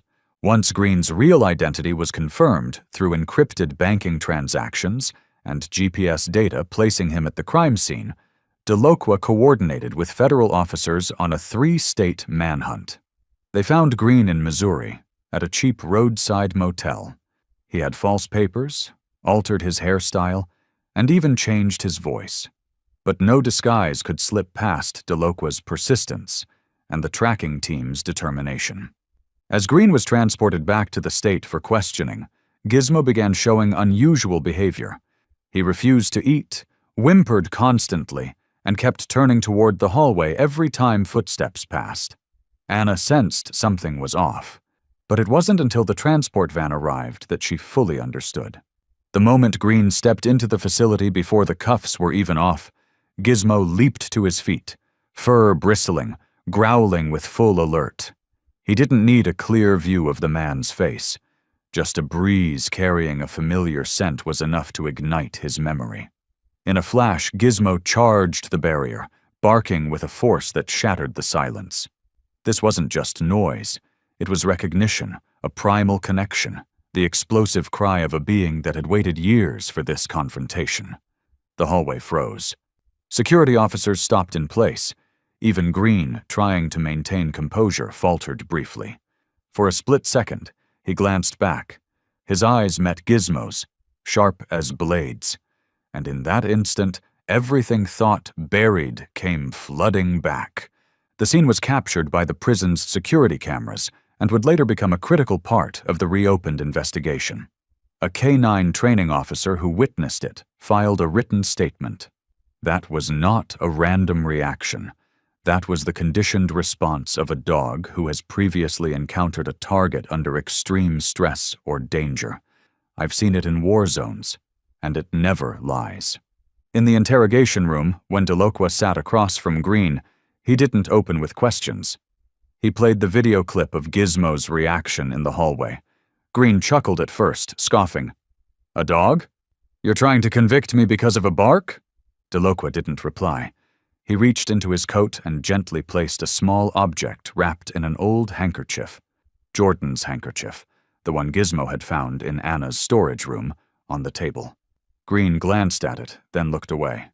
He tried to stay composed, but sweat had already begun to bead along his temples. Then came the bank records, showing an anonymous transfer to Green's account just 3 days before the murder, accompanied by GPS data from his phone, placing him at the scene at the exact hour of the victim's death. This wasn't barking or instinct. This was data, numbers, live coordinates. Still, the most powerful moment wasn't the hard evidence. It was when Gizmo was allowed into the observation chamber behind a one-way mirror to witness the interrogation. When Green uttered, "I don't even know who Jordan Jackson is," Gizmo leaped, growling and slamming both front paws against the glass. The force startled Green, whose face blanched with fear, an involuntary reaction he couldn't control. Anna watched through the surveillance monitor, tears streaming down her face as she saw her dog, Jordan's unwavering companion, do what no lawyer or judge had ever managed: confront the killer with the weight of his conscience. Warden Batista then officially submitted a request to the state's Supreme Court, demanding an emergency hearing based on the new evidence. Her handwritten note attached read simply, "It wasn't the people who saved Jordan. It was a dog, more loyal than the law, who dragged the truth out of the dark." Under the dim yellow light of the evidence room, the newly unearthed documents thickened the air with gravity. It wasn't just Green's presence at the crime scene. It was the tangled web that began to emerge. Suspicious money transfers, encrypted calls, anonymous accounts scattered across the state. All of it pointed back to a single origin: the death of Henry Consincade, and a calculated plan to destroy Jordan Jackson's name. Before his death, Consincade had worked in military real estate appraisal. He held evidence of misappropriated construction funds tied to an abandoned naval base. The names linked to the scheme now occupied powerful positions: a prosecutor, a businessman, even a state senator. That made Consincade a threat. The turning point came from a financial statement discovered by Anna and Delocqua, showing Green received a large payment from a strategic research fund, actually a front for laundering hush money. But what transformed the investigation wasn't numbers or documents. It was Gizmo. Not through barking, but through the silent, emotional memory only a dog could possess. During a search for corroborating evidence, Anna brought out an old coat once worn by Consincade, preserved as case material. The moment the fabric appeared, Gizmo stopped. He inhaled deeply, then sat still before it for several minutes. No barking, no growling, just a quiet recognition, as clear and solemn as the morning sun. He gently touched the coat with his nose, then turned to Anna with eyes filled with both sorrow and urgency, as if trying to convey something human language couldn't express. Anna recorded the entire moment and sent it to Delocqua, who immediately understood. Gizmo had known Consincade, meaning he could help establish a timeline. Exactly 3 days before the murder, Consincade had visited Anna and Jordan, carrying documents he wanted Jordan to review. Gizmo, then just a pup but already keen, lay at the man's feet, nuzzling against him as he was gently stroked. A moment Jordan barely remembered, now resurfacing as a critical piece in reconstructing the truth. If Gizmo had once known the victim, it meant Jordan couldn't have been the intruder. A dog wouldn't react violently to a familiar presence. In contrast, on the night of the murder, neighbors reported hearing violent barking and crashing noises, testimonies dismissed back then as unreliable. Now all the pieces fit. The dog couldn't speak, couldn't sign affidavits or testify, but his instincts and scent memory had pieced the truth back together. Delocqua filed a special motion to admit the video footage of Gizmo's behavior and called for an animal behavior expert to testify, an unprecedented move in state legal history. In the emergency court hearing, the lawyers didn't argue fiercely as expected. The GPS data, transaction records, physical evidence, anonymous testimony, and Gizmo's behavioral responses left no room for doubt. All paths led to one conclusion: Jordan had been framed, and the justice system, whether through haste or manipulation, had nearly executed an innocent man. Warden Batista, a woman who had witnessed many executions without letting emotion sway her, stood quietly in the hallway, gazing at Gizmo through a glass pane before turning away to wipe her reddened eyes. No one said anything more. Everyone was left to face the shadows in their conscience, and to accept that sometimes the last flicker of light in a maze of lies might come not from people, but from the steady loyalty of a dog. As the heavy wooden doors of the courtroom swung open, a dense wave of air swept in, carrying with it the weight of months of sorrow, of nights behind bars, of whispers never spoken aloud. Jordan Jackson entered, clad in a dark prison uniform, hands still cuffed, eyes sunken but reflecting a faint glimmer of hope. Under the pale courtroom lights, the creases on his forehead weren't just signs of time, but the etchings of prolonged despair. Gizmo walked beside him. No leash, no guide. The dog moved slowly, steadily, silently, yet with presence. His eyes scanned every face in the room as if searching for those who had brought his master to ruin, while silently guarding the truth that had just emerged from the pit of injustice. Gizmo's presence needed no introduction. His very being hushed the murmurs and stilled the room. The judge entered. The gavel struck with a dry, cold crack. Silence fell like a veil, tense, tight as a drawn bowstring. The judge opened the file, voice steady but firm with each weighty word. Upon reviewing the petition from the independent investigative body, alongside newly submitted evidence, including previously withheld forensic reports, testimony from a new witness, and the behavioral response of the defendant's dog, the court hereby declares, the prior conviction is overturned. A new investigation shall commence. The defendant, Jordan Jackson, is temporarily released under court supervision. 1 second. Then 2. Jordan didn't react right away, as if his brain needed time to process the meaning of what he had just heard. Gizmo turned and nudged his head into Jordan's hand, as if to say, "This is real." And then, like a dam breaking after a storm, Jordan collapsed to the cold marble floor. He buried his face in Gizmo's thick, warm fur, holding the dog tightly, his whole body trembling. No one said a word, but everyone stood up. Those present, journalists, guards, onlookers, felt it in their bones. Truth had finally carved a place in a world long exhausted by lies. Anna didn't hesitate. She crossed the barrier, dropped to her knees beside Jordan, and wrapped her arms around both him and Gizmo, a silent note enveloping the crescendo of their storm. She didn't sob, but tears streamed down her face quietly, endlessly, not of pain but of faith. It was an embrace needing no explanation, a reunion of 3 souls torn apart by law, time, and fear, now reunited by a love that never wavered. At that moment, Gizmo did not bark, did not whimper. He simply lay there, eyes moving from Jordan's face to Anna's, as if he understood that this long, winding journey, from the day his beloved human was taken into darkness, had not been in vain.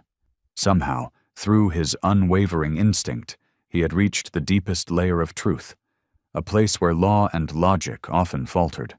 The courtroom doors opened again, not to take someone away, but to welcome someone back. Outside, the golden afternoon light spilled across the courthouse steps. Reporters surged forward, cameras clicking wildly, but not one dared intrude on the trio. Everyone knew they were witnessing something unstageable. A man returning from the edge, a woman who had never let go, and a dog who had never turned away. A child's voice rose above the crowd. "Mommy, that's the dog from TV, the dog that saved the man." And it was true. Gizmo, no longer just a pet, but a living symbol of loyalty and justice, had become a beacon for a world that had forgotten how to listen. From the highest balcony of the courthouse, Warden Batista watched in silence. She said nothing. She only nodded slightly. Perhaps in her heart, she knew. That first bark from Gizmo on death row wasn't just noise. It was the sound of life, of justice, of a humanity that refuses to die. The morning light following the courtroom ruling fell gently on Jordan's silver-streaked hair, gilding the steps where the courthouse doors had once closed behind him. But today, there were no shackles, no darkness, no one leading him like a man already condemned. Jordan walked into the open, watched by hundreds, not with judgment, but with awakening. The headlines that morning all seemed to shout the same truth. An innocent man was forgotten, and a dog made the system listen. At a brief press conference in the old town square, where once posters demanding Jordan's execution had covered every lamppost, a Justice Department spokesperson spoke softly. "We offer a public apology to former serviceman Jordan Jackson for a system that failed so deeply it stripped him of his freedom and dignity for nearly a decade." And yet, in that final hour, when all doors seemed shut, a single bark rang out. Thanks to Gizmo, the faithful dog who never let go of memory, justice has awakened. Jordan said little. He stood next to Anna, his hand resting on Gizmo's leash, though in truth that leash had never been necessary. Gizmo sat quietly by his feet, ears drooped slightly in modesty amid the crowd, but eyes calm, like a sentinel who had completed his watch. The formal tribute didn't happen in a grand hall or under spotlights, but right there in the old prison yard, where Jordan had once waited for death, and where years earlier the metal doors had burst open to let Gizmo race in like a gust of life. Warden Batista, who had stood behind that door on the day of their reunion, presided over the ceremony. Though she had resigned after the incident, she returned, not with the hard face of duty, but with the calm grace of someone who had witnessed a miracle. A small plaque stood by the wall, engraved with the words, "Here, the light of truth was once buried, and here, a dog brought it back into the world." Jordan was invited to speak, but he didn't talk about himself. He placed his hand on Gizmo's head, gently stroking the fur now dusted with white. "If it weren't for this dog, I might have died with no one ever remembering my real name. Gizmo kept my memory. He kept my hope. And it was he, not anyone else, who proved I was still worthy of being called a human being." In the audience, many wiped away tears, not because of grand speeches, but because of the quiet honesty in Jordan's voice, a voice once stripped of its power, now echoing like a bell tolling softly after a storm. Gizmo didn't understand the words as humans do, but in that moment, when the crowd stood and clapped in the open prison yard, he looked up at Jordan, his deep, dark eyes locked onto the man's, and like a reflex born of love, he leaned against Jordan's leg, head tilted gently, tongue slightly out, as if to say everything would be okay, because he was still here. The media widely covered the ceremony, not just for the story of a wrongful conviction, but because of Gizmo, a dog who made a system stop, listen, and change. His image appeared on T-shirts, in documentaries, and even carved into a small wooden statue placed at the prison, a symbol that sometimes the smallest souls can shake the biggest walls. In one national magazine article, the writer concluded, "We once believed justice was made of gavels and seals, but sometimes justice is an eye, a bark in the dark, a loyalty that cannot lie. And that justice has a name, Gizmo." After the quiet ceremony in the prison yard, the place that had once held despair but also witnessed a miracle born of loyalty, Jordan didn't leave right away. He, Anna, and Gizmo stayed one more night, choosing a small roadside inn nestled behind a line of southern pines, as if giving his heart time to understand that every locked door had finally opened. The next morning, with sunlight washing over the curtains, Jordan stepped onto the porch and sat on an old wooden chair. Gizmo followed. No command was needed. The dog lay down at his feet, eyes steady and quiet, as if he had always been there, watching over him. Jordan moved in with Anna, not as a fairy tale ending, but as a cautious beginning. Two people marked by loss, learning how to walk side by side again. Anna's house remained unchanged, with bougainvillea stretching toward the window and the old wooden table where they once shared dinners. But now it had a new corner, Gizmo's corner, lined with soft bedding by the fireplace, where he curled up each night as Jordan drifted to sleep. Yet Jordan's sleep was never whole. Nightmares still came. Sometimes he jerked awake, body tense and drenched in cold sweat, and every time Gizmo would wake first, rise, and press his head gently to Jordan's chest, letting his heartbeat be heard. Steady, calm, as if to say, "You're out of the dark now." There were nights Jordan awoke to the sound of Gizmo's quiet breathing, tears falling silently. But instead of screaming like he once did, he would reach out and touch the soft fur, grounding himself in the presence of life. It was Gizmo's silent presence that tethered him to reality.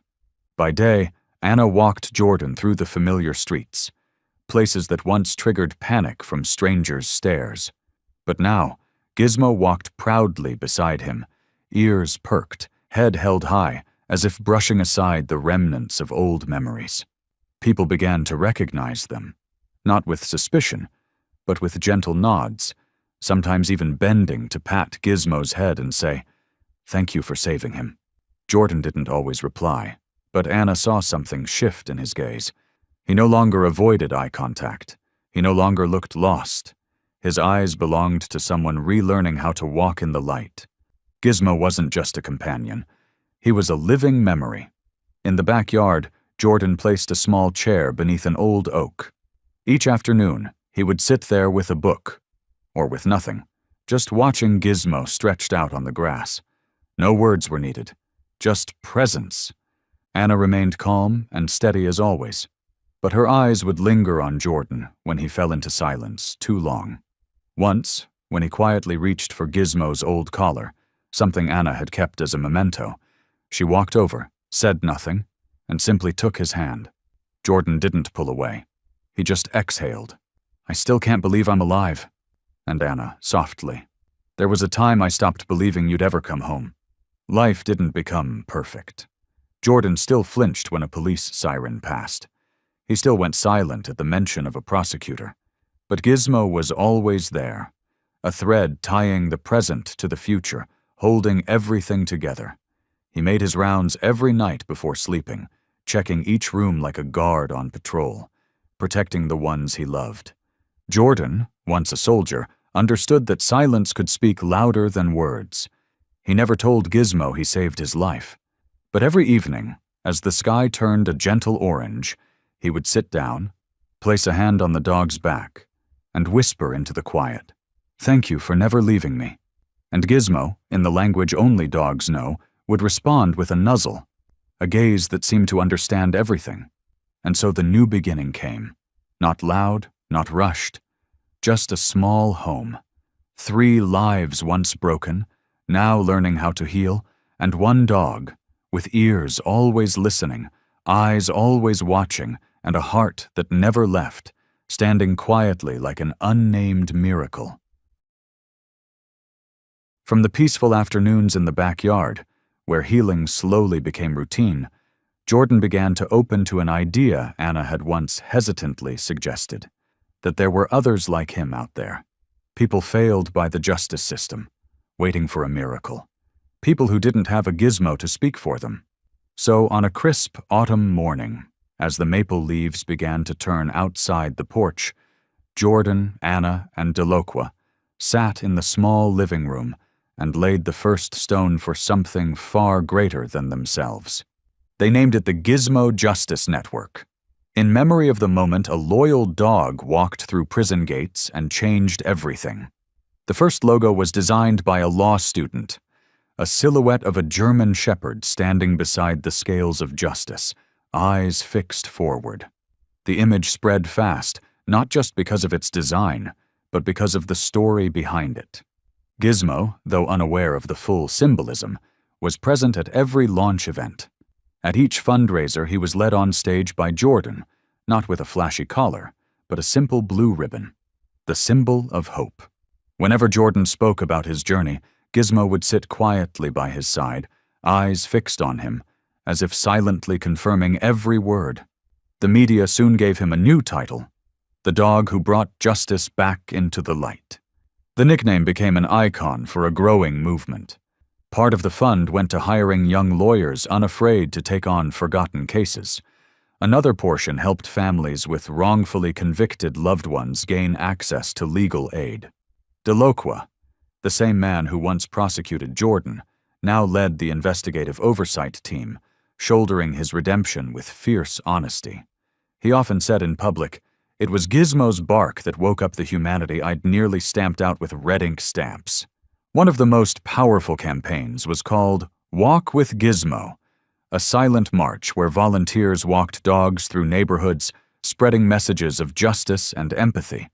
These quiet processions, people in shirts bearing Gizmo's image, walking past courthouses, drew national attention.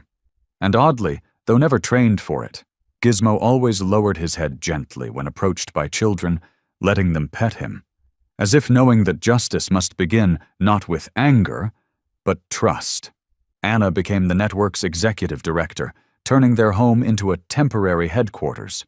Each morning she brewed 2 cups of coffee, one for Jordan, one for whoever came to share their story. Tales of loss and forgotten injustices poured in. Strangely, Gizmo seemed to sense when someone was hiding something. Once, a man came seeking help, eyes evasive. Gizmo wouldn't look away until the man confessed he had witnessed a beating years ago, but had stayed silent. That day, he finally told the truth. Gradually, people who had stopped believing in the system began believing in something bigger, a hope sparked by a dog. Not everyone understood animal behavior, but anyone could feel it when a living being looked at them with no judgment, only love and trust. That's how Gizmo changed people. Jordan, never fond of crowds, still appeared regularly before Congress during special hearings on criminal justice reform. His voice was low, sometimes trembling, but whenever he mentioned Gizmo, the room would fall completely silent. Once, a senator stood and said, "We can argue about the law, but we cannot ignore a dog who knew right from wrong better than we did." Gizmo, aging by the year, no longer bounded up at Jordan's call, but his eyes still shone. When a filmmaker came to document their story, Gizmo was filmed once more, sitting at Jordan's feet as the camera panned across them. In the film's final scene, there were no words, only the image of Jordan and Gizmo sitting under the old oak in the backyard, the wind gently rustling the leaves, sunlight flickering across a coat of fur, now silvered with time. The organization grew not only through human talent, but through a belief in the bond between species. A man once wrongfully convicted, a woman who never gave up on a lost love, an investigator who chose to face the truth, and a dog who could not speak, but spoke for an entire system. It wasn't just a network for justice. It was a story of forgiveness, loyalty, and above all, hope, written with a heart and 4 silent paws walking through the world. Autumn passed, and golden leaves began to blanket the porch where Jordan and Anna once wrote their first letters to other prisoners. Gizmo, now slower, his back beginning to dip with age, still walked beside Jordan like a shadow that would never leave its master. On what felt like a peaceful morning, so calm it seemed nothing could disturb it, a thin brown envelope was quietly slipped under their front door. No return address, just one neat line of handwritten text. "The network hasn't collapsed. Be careful." Anna was the first to find the letter. Her eyes flicked across the words, hands tightening when she saw the name Consincade. Jordan took the envelope, and his gaze lingered long on the final line. No concrete threat, no proof, yet something old and sharp twisted in his chest. He knew. This wasn't a prank. Gizmo looked up as the air in the room shifted. He walked over to Jordan, gently pressing his head against his leg. His eyes were calm, but alert. He didn't bark, didn't grow agitated, but his ears were perked, and his body taut like a wire strung tight in a subtle wind. Anna sat across from Jordan, her hand closing around his. "We're not alone anymore," she said firmly. "We have our network now, and we have Gizmo." At the mention of his name, they both turned to look at the dog, who quietly watched them, as if he understood every word. Jordan nodded, but the storm within him was stirring. He remembered the days in solitary, where darkness wasn't just what surrounded him, it was what drowned belief. Now that darkness had returned, not in bars or chains, but in vague threats clawing at the edges of the peace they had begun to build. But this time, He wasn't alone. That afternoon, Gizmo began behaving oddly. He stayed closer than usual, followed Jordan closely when he stepped outside, and planted himself at the door each evening, occasionally growling even at familiar delivery men. Once, when Anna accidentally dropped the mail, Gizmo leaped in front of her, shielding her with his body ready, as if sensing something about to go wrong. It didn't frighten them. It reassured them. Gizmo's instincts had always been right. He was their compass now. Jordan didn't stay silent. He handed the letter to Delacour, no longer just a friend, but someone who knew exactly how these shadows moved. Delacour read it once, and said only one thing. This is how monsters breathe, through the fear of good people. We're not letting them breathe anymore. Gizmo stood nearby as they spoke, his eyes following each gesture, each flicker of worry in Jordan's face. His quiet nod seemed to say, I'm still here. We're still a team. And in that moment, Jordan understood. Perhaps the darkness hadn't fully lifted, but the light was no longer standing alone. That night, as Anna closed the curtains and set a warm mug of tea on the table, Jordan reached down to stroke Gizmo's increasingly silver fur and whispered something only the dog could truly hear. If the dark ever comes back, just stay by me like you are now. You're the reason I never gave up. Gizmo raised his head, licked Jordan's hand, and then returned to his spot by the fireplace. Their shadows stretched long across the wall. One man, one woman, and one German shepherd. 3 souls once pushed to the edge, now sitting together in a fragile, defiant moment of peace. The darkness might still linger, but the light had learned how to survive, not just through hope, but through unconditional love. That morning, dawn arrived with quiet radiance, as if even the sky understood it should tread softly, so as not to disturb the peace that 3 souls had just reclaimed after years caught between survival and injustice. As the door closed behind them, not prison bars, but the wooden gate of a small house by the trail into the redwood forest, Jordan glanced back for a moment. His eyes were calm.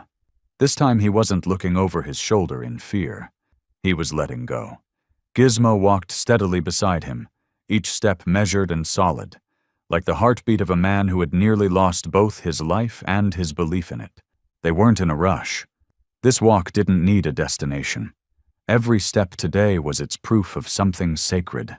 Freedom. The morning breeze whispered through the tall pines, slipping through Anna's hair and brushing softly against the fur on Gizmo's neck. The dog paused from time to sniff the air, not out of anxiety, but curiosity. His ears twitched at the sounds of the forest, his tail curled gently behind him, and his stride was calm.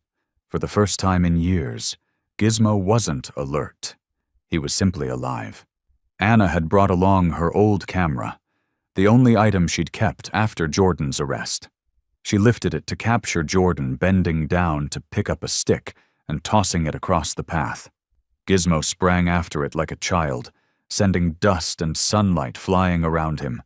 His graying coat shimmered in the light.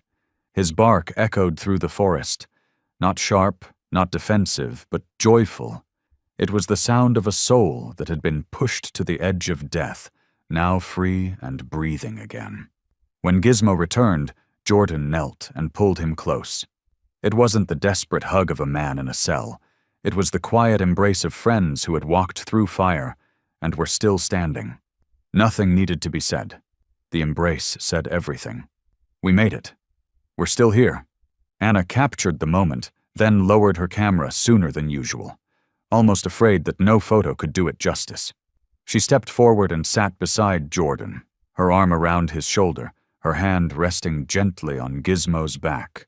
3 beings, 3 bodies, but one shared breath. A family not tied by blood, but held together by a bond that had never broken. In the distance, the redwood stream whispered, adding a gentle soundtrack to the new chapter they were beginning. The sky was bright, washed clean by all the storms that had come before. There was no echo of cells or courtrooms or clocks counting down. There was only wind and birdsong and laughter, soft, but carrying the weight of an entire journey. Jordan sat on a stone by the water, his eyes not searching the past, but opening towards the future. Gizmo rested his head on Jordan's foot, eyes half closed, his breathing steady. Anna leaned gently into Jordan's shoulder. And in that silence, all three of them understood something without needing words.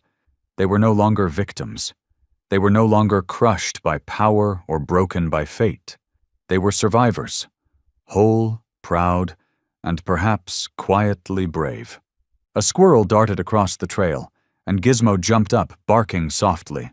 Jordan laughed. "It's been a while since I've heard you bark like that." Anna smiled, too, her eyes shining, whether from sunlight or something deeper. Gizmo barked once more, then laid back down, tail slowly swaying as if to say, "We're home now." When the three of them stood up and continued walking, the path wasn't just a forest trail anymore. It was the road ahead, where they carried their scars without letting them steer the way.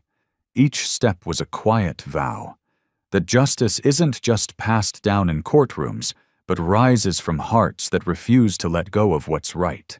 That love can't fix everything, but it can keep us standing long enough for the light to find its way in.